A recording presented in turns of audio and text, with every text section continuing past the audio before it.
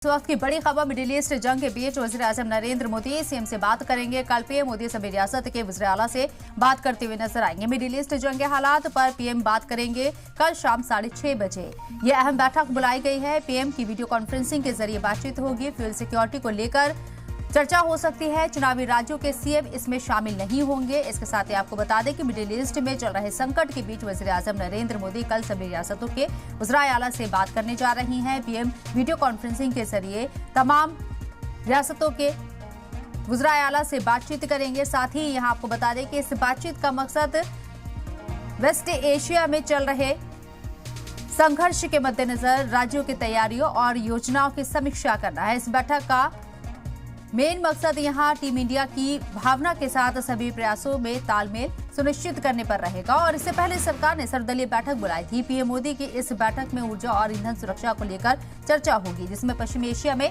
तनाव से कच्चे तेल और गैस की वैश्विक सप्लाई प्रभावित हो सकती है। केंद्र सरकार राज्यों के साथ मिलकर ईंधन की उपलब्धता और कीमतों पर चर्चा करेगी। और इसके अलावा युद्ध के कारण समुद्री व्यापार मार्गों पर पड़ने वाले असर और जरूरी वस्तुओं की सप्लाई चेन को टूटने से बचाने की रणनीति पर भी चर्चा हो सकती है। तो आपको बता दें कि कल 6:30 बजे वज़ीर आज़म नरेंद्र मोदी तमाम रियासतों के सीएम के साथ वीडियो कॉन्फ्रेंसिंग के जरिए ये बैठक करने जा रहे हैं। हालांकि जिन राज्यों के अंदर, जिन स्टेट्स के अंदर चुनाव हैं, उन स्टेट्स के वज़ीर आला शामिल नहीं होंगे, लेकिन बाकी रियासतों के वज़राए आला इस बैठक में शामिल होंगे। वीडियो कॉन्फ्रेंसिंग के जरिए बैठक बुलाई गई है। वज़ीर आज़म नरेंद्र मोदी से खिताब करेंगे। वेस्ट एशिया के अंदर जो हालात अभी चल रहे हैं, जंग से जिस तरह के हालात पैदा हुए हैं, खासकर इंडिया के अंदर, उसको लेकर बातचीत होगी और एक आम राय बनाने की कोशिश की जाएगी। टीम इंडिया की भावना से आगे बढ़ा जाए और कैसे इस पूरे संकट से उभरा जाए, इसको लेकर चर्चा हो सकती है। साथ ही साथ तेल क्राइसिस को लेकर और एलपीजी को लेकर जिस तरह की खबरें लगातार सामने आ रही हैं, इसमें एक आम राय बनाने की कोशिश होगी। हमारे साथ इस मौजू पर बात करने के लिए राहुल तलंसा पॉलिटिकल एनालिस्ट मौजूद हैं। शिवाजी सरकार साहब सीनियर जर्नलिस्ट हमारे साथ मौजूद हैं। आप दोनों का इस्तकबाल है सलाम टीवी पर। सबसे पहले मैं रुख करना चाहूंगी राहुल तलंसा साहब आपका। कल भी कोशिश हुई थी, कल भी यहाँ पर और पार्टी मीटिंग बुलाई गई थी। अपोजिशन के तमाम लीडरान को मदऊ किया गया था और एक आम राय, एक आम सहमति, अंडरस्टैंडिंग बनाने की कोशिश की गई थी। दोनों सदनों में हमने वज़ीर आज़म नरेंद्र मोदी का खिताब भी यहाँ सुना था कि किस तरीके से ये बताने की कोशिश थी कि जो हालात है उससे निपटने के लिए सबको साथ मिलकर आगे आना होगा। आपको क्या लगता है कि इसे कैसे देखा जाए कि वाकई में सरकार अब खुद को असहाय महसूस कर रही है, इसलिए तमाम पार्टी से यहां पर उम्मीद कर रहे हैं कि इस संकट की घड़ी में, इन मुश्किल हालात में सब लोग एकजुट हो, जैसे कोविड के टाइम पर हुए थे?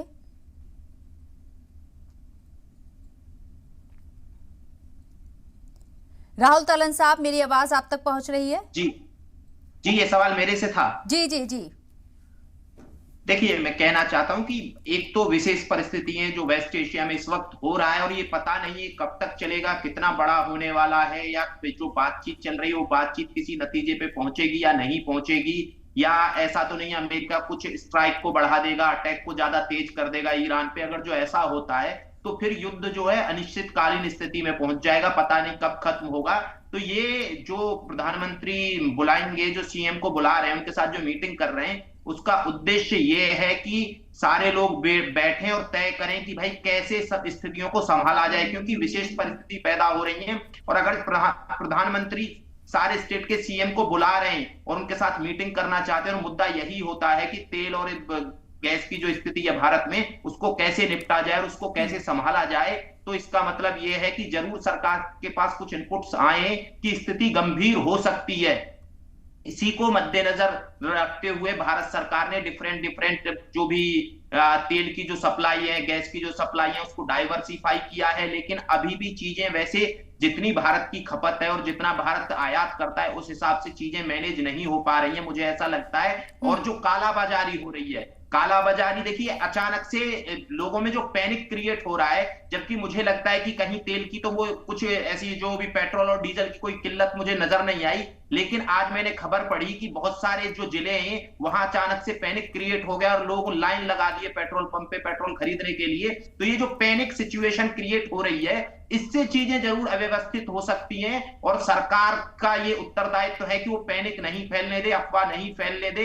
इसीलिए जो भी जितने भी दलों की विभिन्न राज्यों में सरकारें, सबके साथ मुख्यमंत्रियों के साथ प्रधानमंत्री बैठ के ये तय करेंगे कि कोई भी राज्य अफवाह नहीं फैलने दे, क्योंकि अगर स्थिति एक बार खराब हुई, पैनिक फैला, तो फिर स्थिति को संभालना मुश्किल हो जाएगा और लोग स्टोरेज करना शुरू कर देंगे, गाड़ियों की टंकी फुल कराना शुरू कर देंगे, कैंस में रखना शुरू कर देंगे डीजल और पेट्रोल को। तो वो स्थिति ज्यादा भयावह हो सकती है भारत के लिए। भारत के लिए सबसे अच्छी स्थिति अभी यही है कि एक तो पैनिक ना फैले और सरकार भी ये लगातार इंश्योर करती रहे सारे लोगों को कि भाई पर्याप्त मात्रा में हमारे पास डीजल है, पेट्रोल है, गैस है, हम सप्लाई को डाइवर्सिफाई करके सप्लाई बढ़ाने की कोशिश कर रहे हैं। सरकार ये कोशिश जरूर कर रही है कि एक माहौल ऐसा रहे कि किसी तरह का कोई पैनिक ना फैले। दूसरी तरफ जिस तरीके से पार्लियामेंट के अंदर और राज्यसभा के अंदर वजीर आजम नरेंद्र मोदी ने खिताब किया, सीधे अल्फाज में तो नहीं, लेकिन उन्हें एक इशारा देने की कोशिश की। शिवाजी सरकार साहब, मेरा सवाल आपसे है कि आम लोगों को आगे आना होगा, चैलेंजेस हैं, इससे उभरने के लिए हमें एकजुट होना होगा, जैसे हम कोविड के टाइम पर हुए थे। और उम्मीद की जा रही है कि विपक्ष इसमें सरकार का साथ देगा, लेकिन बहुत हद तक कल तस्वीर साफ होती हुई नजर आई। विपक्ष के जो लीडरान थे, जो सर्वदलीय बैठक में शामिल हुए थे, उसमें साफ तौर पर कहा गया कि सरकार ने हमें किसी तरह से भी संतुष्ट नहीं किया अपने जवाबों के जरिए। आपको लगता है कल जो होने वाली मीटिंग है उसमें कुछ अलग निकल कर आने वाला है? देखिए, सरकार ने एक जो चीज की उन्होंने, जिससे पैनिक फैला, वो सरकार ने आज से कभी हफ्ते भर पहले जो पेट्रोलियम मिनिस्ट्री का एक एडवाइजरी था, जिसमें ये कहा गया कि कमर्शियल ऑर्गेनाइजेशंस को आप एलपीजी नहीं देंगे, वहां से पैनिक शुरू हुआ। तो सरकार को सबसे पहले अपनी जो मैसेजिंग है उसको सही करने की जरूरत है। और मैं एक चीज समझता, हाँ परेशानी तो है, इसमें कोई शक नहीं, और ये भी सही है कि शॉर्टेजेस भी है। ये भी सही है कि कई राज्यों में, कई शहरों में, कलकत्ता जैसे शहरों में जो पेट्रोल पंप्स हैं उन्होंने क्रेडिट कार्ड पर पेट्रोल देना बंद कर दिया है। कई शहरों में ये भी देखा गया है कि कुछ पेट्रोल पंप्स में, सारे में नहीं, कुछ पेट्रोल पंप्स में पेट्रोल नहीं है। ये भी सही है। और सरकार को इन सारी चीजों को सही ढंग से लोगों को बता देना चाहिए। लोगों को पैनिक क्यों होता है? पैनिक इसलिए होता है जब इंफॉर्मेशन सही ढंग से नहीं पहुंचती, तब सही हो ऐसे तरीके होते हैं। इसलिए सरकार की जो मैसेजिंग है, सरकार का जो सर्कुलर था, उसकी वजह से पैनिक हुआ, जिसको वजह से ये ब्लैक मार्केटिंग जो है बहुत ज्यादा हो रही है, इसमें कोई शक नहीं है। दिल्ली शहर में भी एलपीजी का जो है, और दिल्ली नहीं और जगह से भी खबरें आ रही हैं कि एलपीजी का ब्लैक मार्केटिंग हो रहा है, पर कुछ जगहों पे जो है वो भी नहीं रहा, सही दाम पे सही जगह पहुंच भी रही है। लखनऊ जैसे जगहों में ये भी हो रहा है। तो इसलिए इन सारी चीजों में सरकार की अपने मैसेजिंग सिस्टम को सही ढंग से करना चाहिए और उनके अपने सही एडवाइजर्स रखने चाहिए, जो कम्युनिकेशन एडवाइजर्स हो उनको सही सही रखना चाहिए। दूसरी एक चीज और करना चाहिए, ये ईरान ने जो है, सरकार की एक बात उन्होंने जो कहा सरकार ने कि हम विश्व भर में क्राइसिस हो रही है, कमी हो रही है और दामें बढ़ रही हैं, आप जरा ख्याल रखिए, जल्दी से कुछ हॉर्मुज के स्ट्रेट को खाली रखिए। ईरान ने उसको नकार दिया। ईरान ने कहा कि हमारे नागरिक मर रहे हैं, हम पहले उनकी हिफाजत करेंगे, पहले उनको महफूज रखेंगे, उनको सलामत रखेंगे, उसके बाद ये सब चीजें जो है, इन चीजों का ख्याल होता है। पहले हमारे लिए ये प्रायोरिटी नहीं है। और जिस तरह से भी बातचीत अमेरिका और ईरान में अभी शुरू हुई और नहीं हुई, दोनों ही तरह से चल रही है। ईरान ने शर्त रख दी और शर्त बड़ी सही है। ईरान का सबसे पहला शर्त है कि हमारे जो कुछ भी होगा, अगर कुछ भी है, सबसे पहले आपने हमारा जो नुकसान किया है उसकी भरपाई करेंगे। अब बिल्कुल सही कहा उन्होंने, क्योंकि ईरान पहले भी ये देख चुका है कि अमेरिका जो है समय लेता है, ये करता और सारा लेके उसके बाद दोबारा अटैक करता है। और ईरान ने ये भी कह दिया कि ये अब दोबारा नहीं चलेगा। पहले कहिए कि पूरी लड़ाई बंद हो गई है, उसके बाद जो है हम सारी चीजें करेंगे। तो अमेरिका अगर इन शर्तों को मान लेता है, लड़ाई कल खत्म हो जाती है। अमेरिका अगर शर्त नहीं मानता है तो लड़ाई चलती रहेगी, क्योंकि अमेरिका का दोस्त इजराइल जो है वो नहीं चाहता है कि लड़ाई खत्म हो, क्योंकि इजराइल को लगता है कि अगर ईरान की बातें अमेरिका ने मान ली तो सबसे बड़ी समस्या उसके साथ होगी, उसकी वजूद को खतरा हो जाएगा। सारे अरब मुल्क जो अभी चुपचाप बैठे हैं उनसे खिलाफ हो जाएंगे। इसलिए ईरान नहीं चाहता है कि लड़ाई खत्म हो। सवाल यह है कि अमेरिका पेंटागन की सुनेगा, अपने नागरिक जो बिल्कुल नहीं चाहते हैं कि उनके पास बॉडी बैग वापस आए। लड़ाई में अमेरिका के 13 जो बेसिस थे अरब मुल्क में, अरब, सऊदी अरबिया और बाकी सारे मुल्कों में, वो सारे तबाह हो गए। ये न्यूयॉर्क टाइम्स की रिपोर्ट है। तो इन सारी चीजों को देखते हुए अमेरिका अगर सही राय ले लेता है तो लड़ाई कल खत्म हो सकती है, और नहीं तो लड़ाई चल सकती है। और हिंदुस्तान को कल की जो बातचीत होगी उसमें सबसे पहले ख्याल रखना होगा कि सप्लाई लाइन को कैसे हम ठीक रखें और पैनिक किसी हालत में नहीं फैले। ब्लैक मार्केटिंग बंद हो गई, ब्लैक मार्केटिंग चलेगी तो पैनिक फैलेगा। जो बात आप कह रहे हैं कि पेट्रोल पंप पे क्या लाइन लग सकती है, बिल्कुल लग सकती है अगर गलत मैसेजिंग कहीं से भी चली गई। अगर हम जाते हैं 500 रुपए का पेट्रोल भराते हैं, 100 रुपए का पेट्रोल भराते हैं, मिल जाता है, 2 मिनट में निकल के चले आते हैं। अगर हमें नहीं मिलता है तो वहां से हम जाके जब मोहल्ले में कहते हैं, मोहल्ले से बाकी फैलता रहता है, तो वहां से मैसेजिंग गलत चली जाती। तो सरकार को मैसेजिंग सही रखना है। आमद जो है जिस तरह से आ रही है उसी हिसाब से होगी, उसमें सरकार कुछ कर नहीं सकती। पर आग इसके बाद जो है सरकार को पूरी जो एनर्जी पॉलिसी है उसको दोबारा रिव्यू करके पूरा नया पॉलिसी बनाना पड़ेगा। सिर्फ पेट्रोल पे हम जिंदा नहीं रह सकते, ये बात सही है। और ऑल्टरनेटिव एनर्जी जो है वो उतनी पावर जितना इंस्टॉल्ड कैपेसिटी है उतना जनरेशन नहीं हो रहा, ये भी सही है जी। ठीक है राहुल तोलन साहब, आपको क्या लगता है, एक तरफ सरकार जहां कल ये बड़ी बैठक करने जा रही, वज़ीर आज़म नरेंद्र मोदी इस मीटिंग की सदारत करेंगे तमाम स्टेट के मुख्यमंत्रियों के साथ, लेकिन दूसरी तरफ विपक्ष प्रधानमंत्री के जरिए जो प्रयास किए जा रहे हैं या मौजूदा सरकार के जरिए जो प्रयास किए जा रहे हैं, सीधे उसके ऊपर सवाल उठाए जा रहे हैं और फॉरेन पॉलिसी का जिक्र किया जा रहा है। ईरान से हमारे ताल्लुकात बहुत शानदार रही हैं, मजबूत रही हैं। हॉर्मुज स्टेट ईरान उन मित्रों के लिए अपने खोल सकता है जो उसके साथ बने हुए हैं। ईरान ने ये बात साफ कही है। तो आपको लगता है कि हिंदुस्तान को आने वाले वक्त में फौरी राहत होगी? हालांकि कुछ जहाज जरूर वहां से आए हैं, लेकिन उनकी जो तादाद है वो बहुत कम है। देखिए, बिल्कुल जो जितनी खपत है भारत की उस हिसाब से सप्लाई नहीं हो रही है, इसमें तो कोई शक नहीं है किसी को कि जहां भारत को रोज एक एलएनजी का टैंकर चाहिए वो नहीं है रोज सप्लाई उतनी। कई दिन में कई सारे आ रहे हैं कि भाई कम आए, 3-4 अभी तक वहां से हॉर्मुज से आए, बाकी एक रशिया से आया है, एक अमेरिका से आया है। तो निश्चित तौर पे शॉर्टेज तो है, ये बात तो एक्सेप्ट करनी पड़ेगी। लेकिन साथ ही साथ ये भी हमें देखना होगा कि जो अफवाह फैल रही है कि एलपीजी नहीं है या पीएनजी नहीं है, तो उन सारी अफवाहों पे लगाम लगाने का काम भी राज्य सरकारों के साथ मिलकर केंद्र सरकार को करना होगा। क्योंकि ये देखिए, ये बात टीम इंडिया की है, भारत की बात है, इसमें ये नहीं पक्ष और विपक्ष की बात नहीं है। सबको साथ होके, विपक्ष का काम ये नहीं है कि वो सवाल उठा सकता है विपक्ष, लेकिन अफवाह विपक्ष ना फैलाए, इस चीज को भी ध्यान में रखना होगा विपक्ष को। क्योंकि इस देश में सरकार चलाने की जिम्मेदारी जनता ने बीजेपी को दी है, लेकिन विपक्ष को भी जिम्मेदारी दी गई है विपक्ष में बैठने की। तो विपक्ष का काम सिर्फ अफवाह फैलाना नहीं हो सकता है। विपक्ष को अपनी जिम्मेदारी को समझते हुए ये कि भारत सरकार के साथ मिलकर काम करते हुए कि भाई नहीं फैलानी है अफवाह। भारत सरकार के पास पर्याप्त स्टॉक है हर चीज का। भारत सरकार के पास जो रिजर्व है, स्ट्रेटेजिक रिजर्व है, वो भी यूज किए जा सकते हैं, उसको भरा भी जा सकता है और वो बढ़ाएगी। अब देखिए, ऐसी परिस्थिति आई है हॉर्मुज बंद होने के बाद, तो मुझे लगता है कि भारत सरकार अपने स्ट्रेटेजिक जो रिजर्व है उनकी संख्या बढ़ाएगी और उसमें ज्यादा रिजर्व करेगी। जो भी भारत के पास अभी तक रिजर्व है वो पर्याप्त नहीं है उतना 54 दिन का। देखिए, हॉर्मुज बंद हो गया, 2 देशों की लड़ाई है, 3 देशों की लड़ाई है, उसमें भारत जैसे 2 देश जो है जो हॉर्मुज से तेल खरीदते थे वो पिस रहे हैं बेकार में, और ये इस वजह से भारत में पैनिक क्रिएट हो रहा है। लेकिन वहां जो लड़ाई है ये नहीं कह सकते ना वो कब तक चलेगी। वो ठीक है कि वो 5 दिन का टाइम ले लिया कि 5 दिन तक हम नहीं करेंगे, जैसे मेरे को पैनलिस्ट ने बोला कि अमेरिका हो सकता है कि अपनी और ज्यादा बड़े अटैक की तैयारी कर रहा हो। अमेरिका पे भरोसा नहीं किया जा सकता है कि वो क्या करने वाले। ट्रंप जब तक वहां राष्ट्रपति है तब तक अमेरिका पे बिल्कुल भरोसा नहीं किया जा सकता है वो क्या करने वाले हैं। वो हो सकता है बोले कि हम दोनों की बातचीत हो रही है और अगले दिन बड़ा अटैक करने ईरान पे, और फिर पता चले कि हॉर्मुज बिल्कुल ही बंद हो गया है,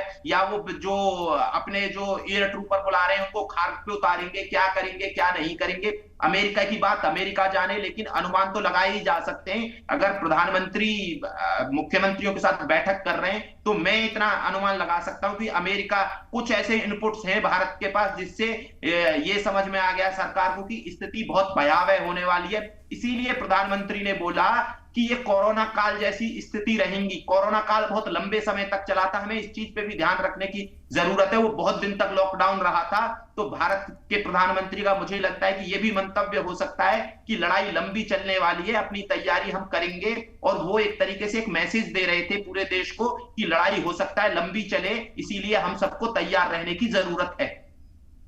ठीक है सरकारी मैसेज देने की कोशिश कर रही है, लेकिन क्या सरकार के पास हॉर्मुज बंद होने के बाद क्या कोई एक प्लान बी आपको, शिवाजी सरकार साहब, आपको नजर आता है? हम 27 देशों की बजाय 41 देशों से एनर्जी सोर्सेस जुटा रही हैं, तेल खरीद रही हैं, एलपीजी खरीदने की कोशिश कर रहे हैं। आपको लगता है ये काफी होगा?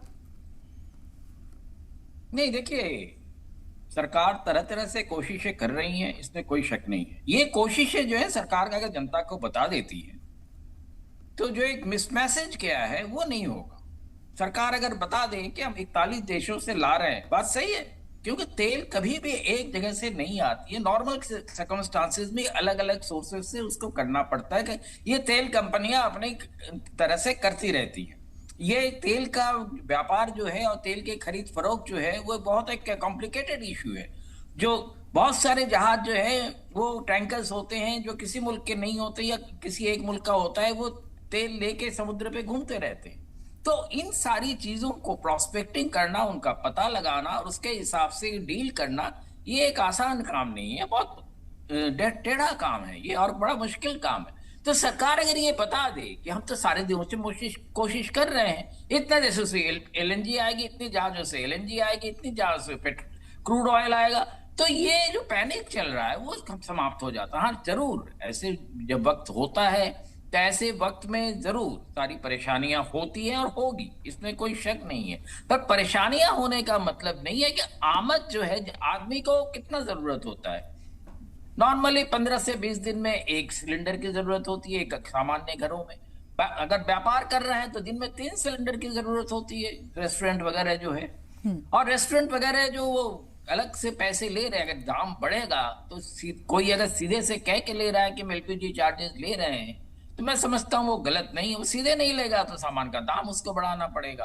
तो ये सारी चीजें सामान्य रूप से हो, अगर सही दाम पे उसको मिल जाएगा तो उसको नहीं करना पड़ेगा। जब सही दाम पर उसको नहीं मिलता है तो ये सारी परेशानियां आती हैं। तो सरकार को इन चीजों का ख्याल रख के जो सारी चीजें हैं उसको करना है। विपक्ष का काम क्या है? विपक्ष का काम है कि सरकार जो सारे काम कर रहे हैं उसको सही ढंग से सरकार करे, इतना ही नजर रखना। विपक्ष जो है मशीनरी पर जो है उसका कोई कंट्रोल नहीं है, उस पर कुछ नहीं कर सकता है, तो काम सारा सरकार को ही करना है। और विपक्ष जो है, मैं समझता हूं भारत का विपक्ष जब भी कोई परेशानी आती है, जो भी पार्टी हो, चाहे बीजेपी जब विपक्ष में थी या कांग्रेस के विपक्ष में हो, कोई भी पार्टी जब विपक्ष में होती है, सरकार के कभी ऐसा नहीं करती है कि सरकार के अब जब परेशानी हो उसमें कोई ज्यादा परेशानी पैदा करे, कोशिश करती है कोई ऐसा ना हो, साफ साथ देते हैं, चाहे लड़ाई हो, चाहे कोविड हो, चाहे किसी भी वक्त हो। तो इसलिए विपक्ष का जो साथ है मैं समझता हूं उतना है, पर यह उम्मीद करना कि विपक्ष सही बातों को नहीं कहेगी, वो मैं समझता हूं वो उससे भी गलत मैसेजिंग जाएगा। इसलिए विपक्ष जो बातें करनी है, और हिंदुस्तान का जो सारा जैसे कि पॉलिटिकल सिस्टम है, पॉलिटिकल सिस्टम में विपक्ष को भी अपना वजूद बनाए रखना, इसलिए वो बातें जरूर करेगी और करती रहेगी। तो ये हमें समझ के चलना चाहिए। पर सरकार अगर मैसेजिंग सही ढंग से करती है, 41 मुल्कों से आ रहा है तो 41 मुल्कों से कम 5 मुल्कों से तो एलएनजी एलपीजी आ रहा होगा ना, बाकी कुछ 10 मुल्कों से पेट्रोल डीजल आ रहा होगा ना, यानी क्रूड ऑयल तो आ ही रहा होगा ना। तो ये सारी चीजें अगर जनता को बता के रखेगी तो ये सारी समस्याएं नहीं होगी। और मुख्यमंत्रियों को साफ साफ बता देना चाहिए कि जैसे जैसे आएगा सामान, हम आपके अलग अलग राज्यों को प्रायोरिटी के हिसाब से एक एक करके हम सारे सामान देते रहेंगे, जो तेल कंपनियां सामान्य रूप से करती रहती है। तो उसमें किसी को कुछ कहना नहीं होगा। तेल कंपनियों को भी अपना तेल बेचना है और उनको भी मुनाफा कमाना है, इसलिए सामान्य रूप से तेल कंपनियां कभी जो सप्लाई लाइन है उसको डिसरप्ट नहीं करते। उनके पास सामान होता है तो हर जगह पहुंचाएगी। ये बात सरकार को कल बता देना चाहिए मुख्यमंत्रियों को कि हम जो है तेल कंपनी आपको जैसे तेल पहुंचाती रही वैसे ही पहुंचाती रहेगी। कोई कभी कभी हो सकता है कुछ समस्याएं आए तो उसको जो है स्टेट का जो सप्लाई डिपार्टमेंट है उस पर नजर रखे, उसको सही ढंग से कर ले।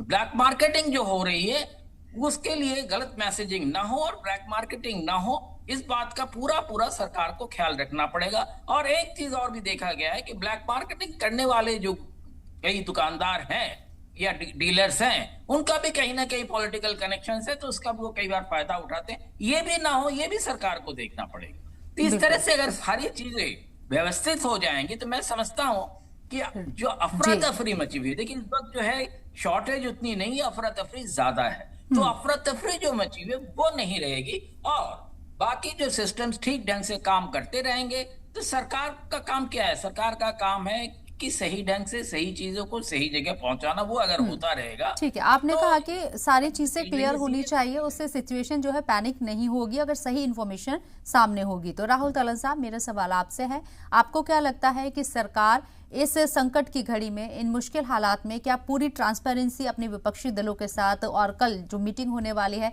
ज्यादातर रियासतों में बीजेपी की ही सरकार है, बहुत मुश्किलें होंगी नहीं, लेकिन बावजूद इसके क्या सरकार पूरी ट्रांसपेरेंसी अपना रही है? देखिए, सरकार का इस टाइम पे कर्तव्य भी है ये कि वो ट्रांसपेरेंसी अपनाए, बिल्कुल पारदर्शिता रखे अपने सहयोगियों के साथ, चाहे उनकी विपक्ष की सरकार हो किसी राज्य में, और जितना पारदर्शिता रहेगी उतना अच्छा है। देखिए, अगर जो कोई चीजें छुपाई जाती हैं तो उससे पैनिक क्रिएट करने का और मिस इंफॉर्मेशन का एक स्कोप बनता है। तो अगर जो वो स्कोप खत्म करना है सरकार को, तो सरकार को ये बता देना चाहिए इतने हमारे पास रिजर्व है, इतने हमारे पास एलपीजी के रिजर्व है, इतने बाकी रिजर्व है हमारे पास, क्रूड ऑयल का इतना रिजर्व है, इतने दिन चला लेंगे। और अगर जो यहाँ स्थिति इतनी खराब होती है तो हमने जो 41 देश हैं इनसे कितना कितना ले रहे हैं और किससे कितने हमने खरीदारी की है, और कितने टैंकर रास्ते में हैं, कितने वेसल रास्ते में हैं, और कितने कहां पहुंचने वाले हैं, और कब तक पहुंच जाएंगे। तो ये चीजें सरकार को बतानी होंगी, विपक्ष के मुख्यमंत्रियों को भी, सत्ता पक्ष के मुख्यमंत्रियों को भी, ताकि वो भी ये मैसेज जो है वो देश में जाए, जनता में जाए, जनता को ये नहीं करे कि वो पैनिक क्रिएट हो जाए, अचानक से वो स्टोरेज करना शुरू कर दें। और देखिए, होता क्या है कि कई बार ना, जैसे लोग अफवाह कौन फैलाता है? अफवाह वो भी लोग फैलाते हैं जो ब्लैक मार्केटिंग करना चाहते हैं। जैसे किसी के पास बहुत सारे सिलेंडर रखे हुए हैं, उसने स्टोर कर लिए हैं, वो अफवाह फैलाएगा कि नहीं मिल रहे हैं, तो ताकि उसका सिलेंडर जो उसने 800 850 में खरीदा था 3000 का बिक जाए, 4000 का बिक जाए। तो बहुत सारे लोग इसमें मौका तलाशते रहते हैं कि उनकी कैसे अपना वो ज्यादा पैसा कमा सकते हैं। तो उन लोगों को भी नियंत्रित करना सरकार का काम है, और ये राज्य सरकारों का काम है कि उनकी पुलिस जो है वो अच्छे से नजर रखे और अच्छे से चीजों को, जो भी एलआईयू है वो देखती रहे कि कहीं कोई ब्लैक मार्केटिंग तो नहीं हो रही है। ब्लैक मार्केटिंग हो रही है तो तत्काल उस पर रोक लगाई जाए, और जो भी आरोपी उनको सजा दी जाए, जेल में डाला जाए, ताकि ज्यादा से ज्यादा लोगों को ये मैसेज जाए कि सरकार इस चीज को लेके सख्त है। और जब सरकारें सख्त रहेंगी तो मुझे लगता है कि ब्लैक मार्केटिंग का कोई स्कोप बचता नहीं है। और साथ ही साथ जो भी हमारी पेट्रोलियम कंपनी है उनको भी थोड़े पारदर्शिता के साथ कि कितने सिलेंडर कहां भेजे गए थे, ऐसा कोई सिस्टम बनाना चाहिए कि किस एजेंसी पे कब कितने सिलेंडर भेजे गए, आम लोग भी ये देख लें किस पेट्रोल पंप पे कितना पेट्रोल भेजा गया है, कितना डीजल भेजा गया है, और वो कितना उसके पास स्टॉक है। ऐसा कोई सिस्टम होना चाहिए जहां आम लोग ये देख सके कि जो मेरे नियर बाई पेट्रोल पंप है इसके पास इतना स्टॉक है, और वो लाइव अपडेट होता रहना चाहिए,